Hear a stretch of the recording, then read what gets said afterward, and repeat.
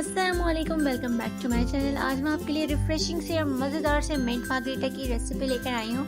तो जैसे कि आप सभी जानते हैं कि ईद उल अज़हा नज़दीक है और जहाँ ईद उल अज़हा पर गोश्त से बनी हुई नई डिशेज एंजॉय की जाती हैं, वहीं मैदे से मुतालिक कई मसले मसाइल भी जन्म ले लेते हैं। क्योंकि गर्मियों के दिन है, इसलिए ज़रूर आप इसको ट्राई कीजिएगा। रेसिपी का एंड तक देखिए, अच्छी लगे तो लाइक कीजिए, चैनल को सब्सक्राइब भी कीजिए, बेल आइकन प्रेस कर दीजिए ताकि आने वाली हर न्यू वीडियो का नोटिफिकेशन आप तक पहुंच सके। तो मज़ेदार से रिफ्रेशिंग से मिंट मार्गरीटा बनाने के लिए हमें चाहिए होगी एक पूरी गड्डी पुदीने की, बिल्कुल फ्रेश सा पुदीना होना चाहिए।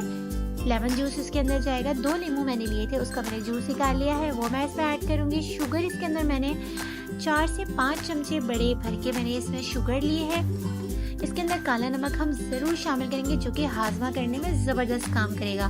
तो काला नमक मैंने इसके अंदर शामिल किया है, तकरीबन 1 छोटा चमचा मैं इसके अंदर शामिल करूँगी काला नमक का। तो ये इसके अंदर हम ज़रूर शामिल करेंगे। इसके अंदर हम शामिल करेंगे आइस क्यूब बहुत सारे, क्योंकि ये बिल्कुल एकदम चिल्ड होना चाहिए। तो आइस क्यूब आप इसके अंदर जितने मर्जी शामिल करें और ये बिल्कुल ही मज़ेदार सा बनने वाला है। अब मैं इसको ब्लेंड करूँगी। इन सब चीज़ों को हमने एक साथ डालना है और ब्लेंड कर देना है। पुदीना मैंने डाला, लेमन जूस मैंने इसमें ऐड किया, शुगर ऐड करी।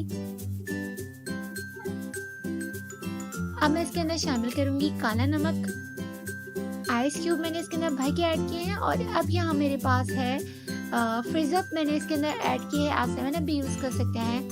इन सब चीज़ों को डालकर आपने अच्छी तरह से ब्लेंड कर लेना है और ये ज़बरदस्त सा सर्व करने के लिए तैयार है। आप इसको ईद उल अज़हा पर जब भी कुछ खाना बनाएं, गोश्त से बनी हुई डिशेज आप ज़रूर बनाएंगे, तो ये आप ज़रूर मिंट मार्गरीटा उसके बाद सर्व कीजिएगा, मेहमानों को भी सर्व कीजिएगा। तो ये यकीनन ये बहुत ही ज़बरदस्त सा बनेगा और आपको बिल्कुल भी मैदे में कोई गर्मी, कोई दर्द और कोई इस तरह से मसले मसाइल नहीं होंगे।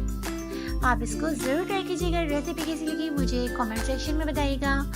मैं अब आपसे मिलती हूँ एक नई रेसिपी के साथ। अपना बहुत ख्याल रखिए। अल्लाह हाफ़िज़।